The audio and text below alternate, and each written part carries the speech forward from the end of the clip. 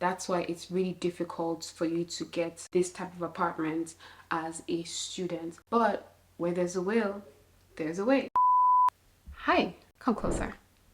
Now, I'm sure you've been wondering why, after applying multiple times, you still haven't been able to get the accommodation or house of your dreams in Ireland or in Dublin. We all know how crazy the Irish housing crisis is. It has led to so many people being homeless. You want to know why your application for housing or accommodation in Dublin as a student or resident has always been rejected. You want to know why you haven't been able to get your dream house. Well, I have great news for you.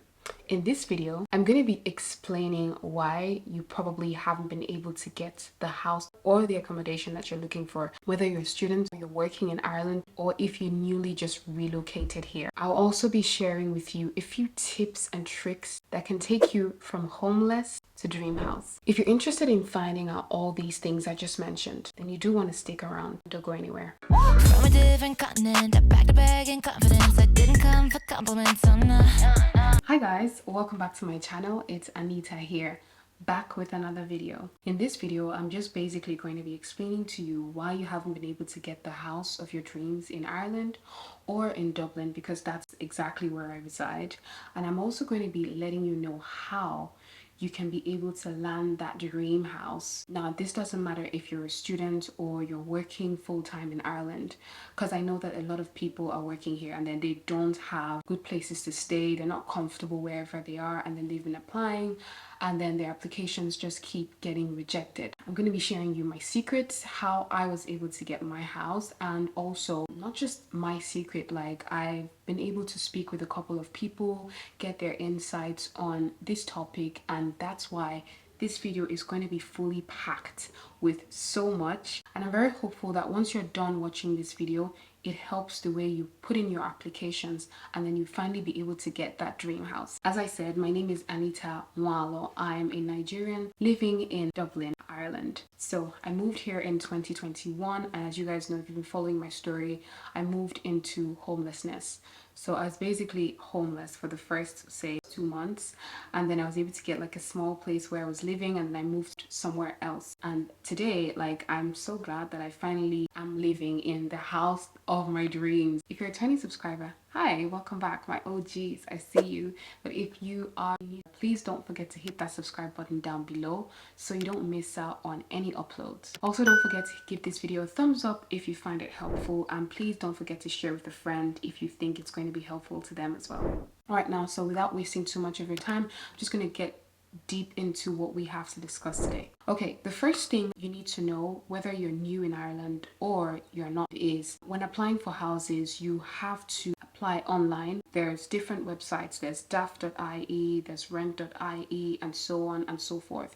If you watched some of my previous videos where I talked about how I was able to get my house in Dublin, you would find out the places that I recommended for people who are looking for houses. I talked about Rumigo, talked about daft.ie, I talked about rent.ie, and I also talked about Facebook Marketplace. So these are the few places, right, that I know on the go that you can actually go and search for accommodation. If you're looking for long-term accommodation, I have one of my most recent videos where I explained how you can get long-term affordable accommodation in Ireland or in Dublin. If you'd like to check out that video, the link is just right here. I think it's the right place. Yeah, I'm just going to leave the link above just so you can just go check that one out before you watch this one.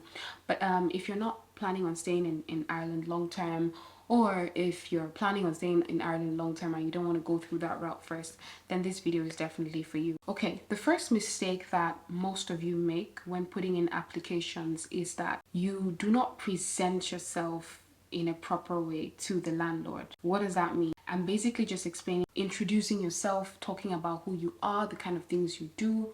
So you don't just apply for a house on rent.ie or daft.ie and then you just immediately start saying, I'm interested in the house, how much? No, especially if these are houses where the landlords are the ones like putting out the ad, like they're not going through agents. So most of them would like to kind of like know what you're like, if that makes sense, you know, basically talking about your hobbies, talking about and I know most of them don't like people who smoke, so you're just basically going to be telling them that you're not a smoker and all of that, letting them know that you're a peaceful person, a friendly person. When I first came here, I really didn't know all of that, but there was a friend who explained to me that you had to introduce yourself. You probably say your name or the names of you and whoever is applying with you if you're getting like a full house. But if you're just getting a room for yourself, you just say your name, your age, or say your age estimate. You talk about what you do. If you're a student, you introduce yourself as that. If you're working, you explain this is where I work and this is what I work as, and talk about your hobbies, right? I'm just going to read you an example of the type of email you might want to send to a prospective landlord. So you could just start by saying this: hi, prospective landlord, we are, or I am, you mention your name or the names of you and whoever else is going to be in the house with you, like your future housemates, females in our 20s or males in our 30s, or however. This person is a, say, software engineer in, say, Microsoft, for example. And then I am a whatever. Like, you basically just be talking about your role, and then you say we are both working and living in Dublin, or I am working and living in Dublin. If you're a student, you can say I am a student of, say, DCU or UCD or whatever university you're studying in, and just say you're living in Dublin. And then also talk about your hobbies. I like to read, I like to, you know, don't say you like to party, because that's not going to be a good way for you to introduce yourself to your landlord for the first time. Okay, so you want to be explaining that maybe you like to read. I personally talked about I like to create YouTube content. I like to cook. You might not want to say cook because some of them might be thinking about the electricity bill, but you basically just say something catchy, right? And you also just mention that you also like to keep your space neat and tidy at all times. Guys, you have to make sure that you're explaining to them that you're a very tidy person, because no landlord wants to take in any tenant that's going to wreck their place or turn their place into a shithole. They want to make sure that they're getting in people who are neat, tidy, and friendly. So you want to also be stating that you're a friendly person, that you're neat and tidy. And then the next thing you need to do is to ask them when you can possibly view the apartment or the accommodation. You just need to ask, like, I would like to view and move into your beautiful apartment with my close friend, or I would like to move in with my husband, or however. And then you say we are friendly, clean, and tidy, non-smokers, and we do not have pets. Guys, this is another thing. Some landlords do not like to take in people who have pets because they feel like the pets are going to wreck the place, or I don't know, whatever issues they have. Anyway, I don't have pets, so that really wasn't an issue for me, and I didn't have to lie. And I feel like if you have pets, it's something you can discuss with your landlord. You guys will find a way around it. If they're not open to pets, you might want to find another place, but if they are, maybe they might ask for your insurance or something. I really don't know, because I've never had pets in this country. I've only had pets in my country, Nigeria. So I just basically explained to them that we do not have pets. We are gainfully employed in Ireland and will comfortably be able to afford the monthly rent. So this is another thing, and I know I said this in that video where I was talking about getting affordable housing. No landlord wants to take you in if they know you cannot afford the rent every month. So you want to be able to explain to them that you can definitely pay the rent. I mean, it really doesn't matter how much you earn. You just make sure that you're explaining to them that the rent is not an issue for you. You can easily pay that, no stress, right? We are also able to provide work references and previous landlord references. At this point, I'm kind of just like putting myself on the table, explaining that, look, I'm an open book. If you need my previous landlord reference, I can give it to you. I am a good tenant. I haven't wrecked the place I was coming from. I was paying my bills on time, you know, respecting the environment, not making a noise, those type of things. So I'm kind of like just explaining that, look, if you need that, it's available on request, okay? And then I just went forward to say, we look forward to having a cordial relationship with you in regards to renting this lovely home. Hope to hear from you soon. Best regards, Anita. So this is kind of like a template of an email that you can send. This is actually kind of the thing I sent to my landlord, and that I was able to get this place. So I really recommend that you structure it this way. You start by introducing yourself. And another thing, guys, so another important thing I'm not going to forget to highlight in this video is that I would personally just recommend that you do not at the start talk about where you're from. For someone like me who is from Nigeria, I know how many times When I came in, I applied for housing or accommodation, and I was unable to get the accommodation that I wanted just because of the fact that I introduced myself as Nigerian. Now, I'm not trying to say that like you should come here and lie about where you're from. No, that's not what I'm saying. I'm just saying like I feel like until you're asked that question, like when it gets to that stage, then you can like, especially when you're providing documents at that point, you obviously cannot lie about it, right? So at the start, just introduce yourself, talk about what you do, say your age range, your hobbies, type of things you do, how you are, like you're an organized person, how you like to keep a place tidy, and just basically explain to them that you can't wait to move into their beautiful home. You're kind of like just making them see that you really love the place, it's so beautiful. You kind of like just kind of singing their praises, making them understand that their house is nice and all that, blah blah blah, just kind of flattery, but I would not advise that at the start that you tell where you're from, yeah, as I was explaining, because I know this is like general knowledge. I know Nigeria is known for so many things, but it's so sad that in this part of the world, or in many parts of the world,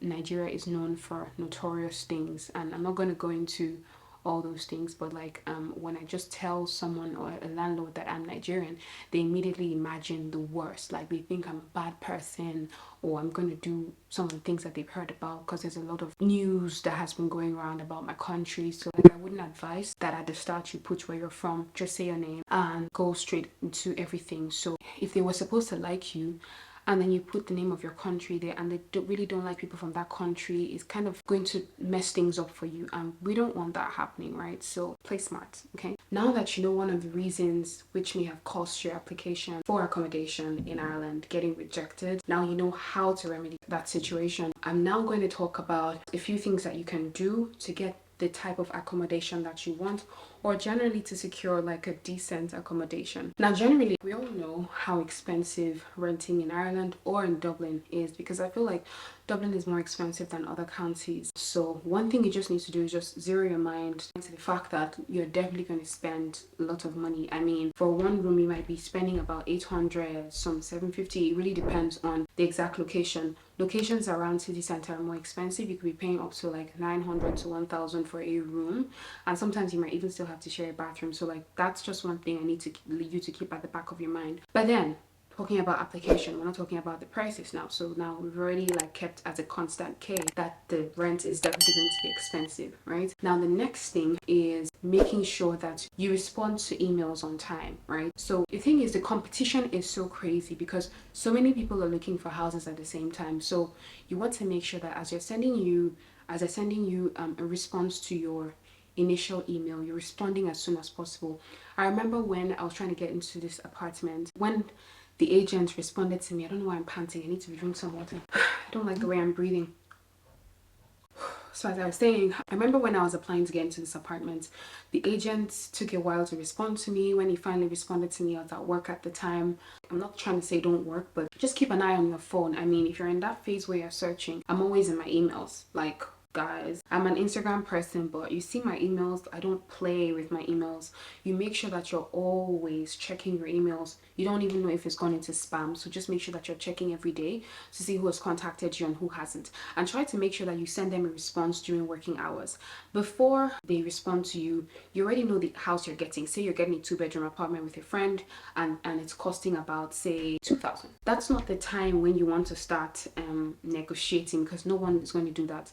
They've put up the price of the rent, you've applied, you said you wanted to live there, and they've said come for a viewing. Oh, we like you, we like your profile, come for a viewing. Guys, that's not the time for you to start trying to do any negotiations. If at all you're trying to negotiate anything, maybe if you feel like that house is too expensive for you at that time, you can ask if they have any smaller units or units with less pricing, especially if it's like a block of apartments, or like I know some agencies that would have different houses, so some would go from a price range to another price range. So maybe you just got an email about one of them, and the one you really want is the cheaper one, but you didn't see that on the website. You can just definitely ask, is this one still available, because this is actually the one that is within my budget, if you don't mind, and see what they say. Why am I having a headache? Basically, like, this is what you need to do. Make sure that you're keeping tabs on your email, making sure that you're responding very promptly, especially during working hours, because most of them would only respond to you during working hours. So even if you're working, just like map out some time that you're going to use to respond to them, which brings me to my next point. The next thing you need to make sure is that you have all your documents ready. Guys, I said this before in one of my previous videos. They will strip you naked in documents. Make sure you have everything down to work references, landlord references, payslip, bank statement, PPSN, because they would need that in the end. Maybe not at the start, but they might still ask for different applications, different rules, right? They'll need your international passport, they need your IRP, your Irish residence permit. There's so many things that they ask for, guys.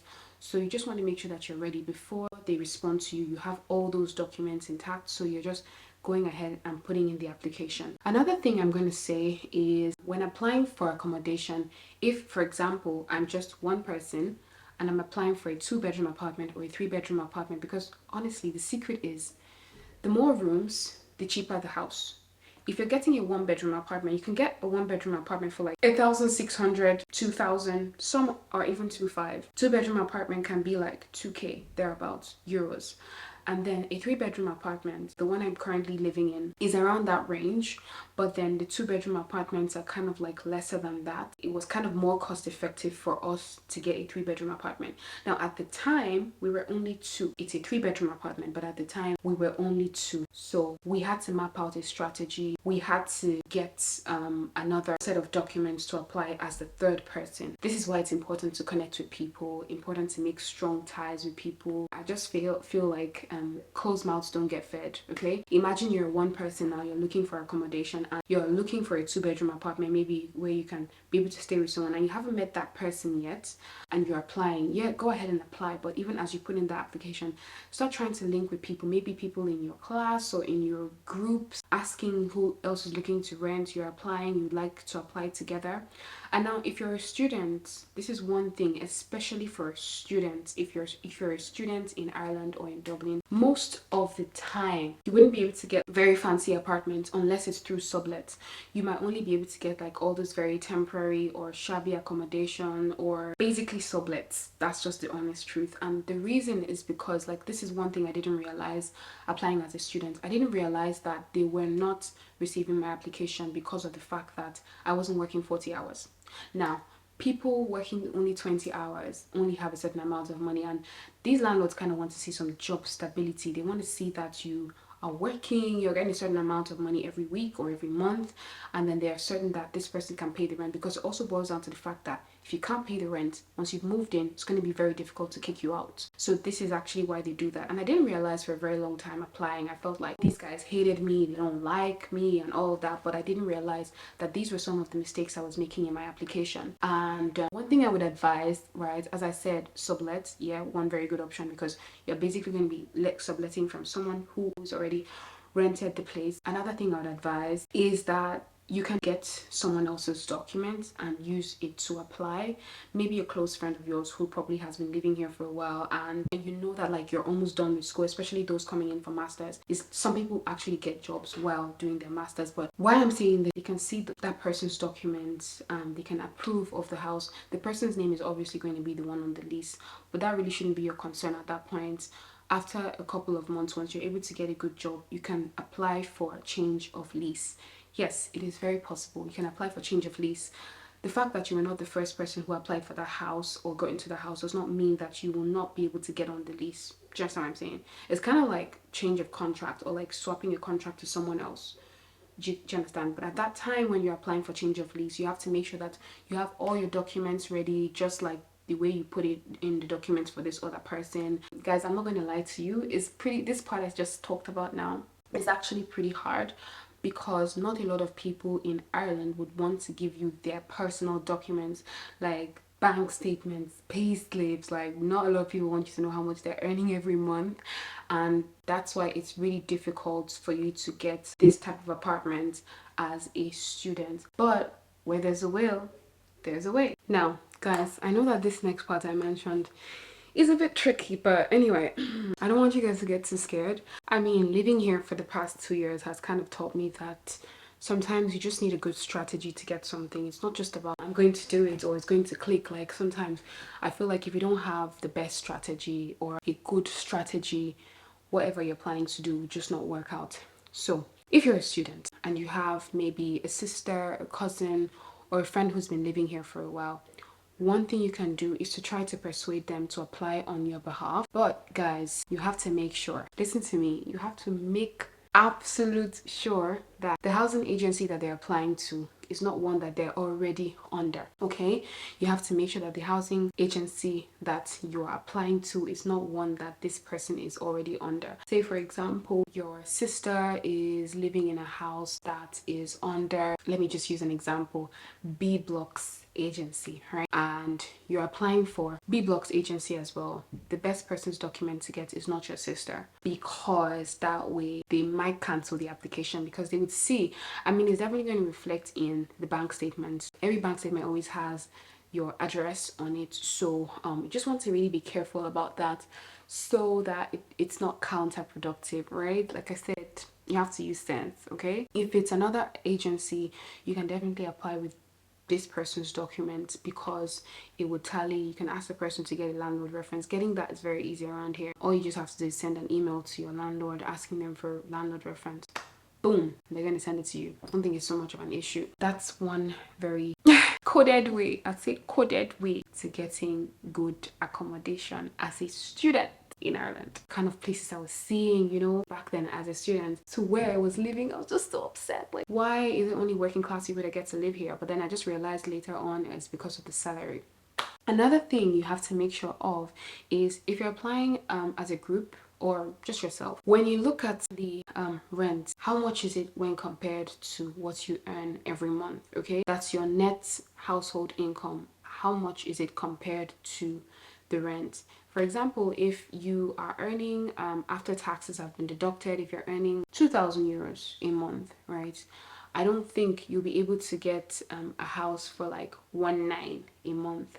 No landlord would look at your earnings and want to give you that kind of house for yourself alone. No, unless you're applying with someone else, you're putting your documents together and it probably adds up to like 4,000. I think you have to be able to, from your household income, you have to be able to pay the rent at least 2 to 3 times or so to be considered. For example, if my net household income is 6,000, we would definitely be able to get a 2,000 euros apartment if it's a 2-bedroom apartment or a 3-bedroom apartment. It just kind of works that way. So one thing I would say is, if you are a low income earner, you might want to pair up with people who are high income earners, so that when you put your, and this is for working class people now, not talking about students, please. Students, 20 hours, okay? That's aside. I've already talked about that. If you are working in Ireland and you don't even earn up to 2,000, but you have a good job, or like, I wouldn't call that a good job, because a job that isn't paying you up to 2K, is that really a good job? If you're earning, say, 1,800 a month, you know, and you're working 40 hours, you might just want to like pair with people who are working full-time and having higher pay. All those tech bros,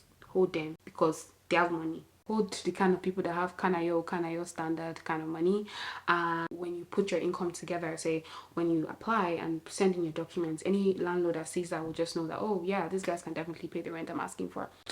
And that's how you get the house. I've talked about what has been preventing you from getting through the application phase or getting called for viewings, and I've also mentioned a few ways to which you can get accommodation by enhancing your introduction email, getting other documents to apply with, or just partnering with people who are of a higher pay grade, and that way you're going to be able to get a good house. Whenever they ask you to come for a viewing, make sure you come for the viewing, because here in Ireland you would not be able to get a house if they ask you to come for a viewing and you don't view. So it's like you cannot even get through that application phase if you haven't viewed. So when they ask for your documents, is after you've already viewed the place, and you respond to them and say, oh, you like the place, and as you're finishing that viewing, that evening, that day, you're sending them an email to say, oh, this is what I think of the place, I really love the place, would we be able to start the application immediately? So that they see that you're on your toes, you're really interested in getting this house, and you really want to push for this, so that they don't, because the housing market is very competitive, so you just want to make sure that you're at the top of your game, right? So you're starting your application as soon as possible after viewing. So don't wait for them to ask you, okay, what do you think about the house? Do you like it? You have to be the one to ask them when you can start applying. Can we start applying immediately?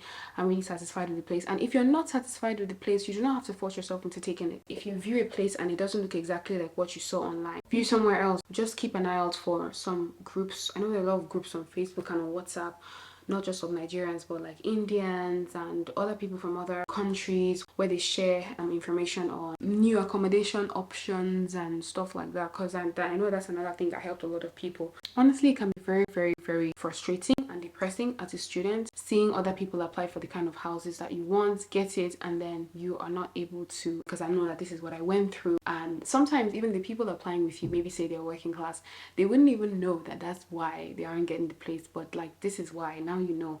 Once you're working 20 hours as a student, you will not be able to get that kind of accommodation, because they look at your pay and like, is this person playing with me? Like, you wouldn't be able to afford it. So even if you're going to stay in a house where you're paying rent and your name is not on the list, just make sure that 3 people are applying on your behalf. If it's a 3-bedroom apartment, the other people that are going to be living there and one other person, and then once you get a good job, you can switch with someone else's documents. Like, so you just do change of lease. It's really not an issue, because as long as you're paying the money that they're asking for and you have all the documents that they're looking for, they really do not have an issue. So it's pretty easy peasy. So guys, I'm very, very hopeful that this video will be very useful or helpful to someone out there, because I know that like this time of year there's a lot of people coming into Ireland, coming into Dublin for studies, work, or whatever, or just like moving in, you know, as a couple. I know a lot of like couples coming in, and they're just really confused on like getting accommodation and all of that. But I really hope that these would help. That's like basically all that there is to know about this for now. If you have any questions for me about this topic or any topic on housing in general, please leave it in the comments and I'll see how best I can respond to all of them. I wish you guys best of luck with your application for housing or accommodation, either you're a student or you're working full-time in Ireland. Please don't forget to give this video a thumbs up. Don't forget to subscribe as well if you aren't already subscribed to the channel, and also please feel free to check out my other videos. I always link them in the description box, and I also link some above as well. So just feel free, browse through my channel, watch my playlist, binge watch my playlists, okay? And yeah, thank you guys so much for watching and sticking with me till the end of this video. I will see you guys in my next video, but till then, au revoir.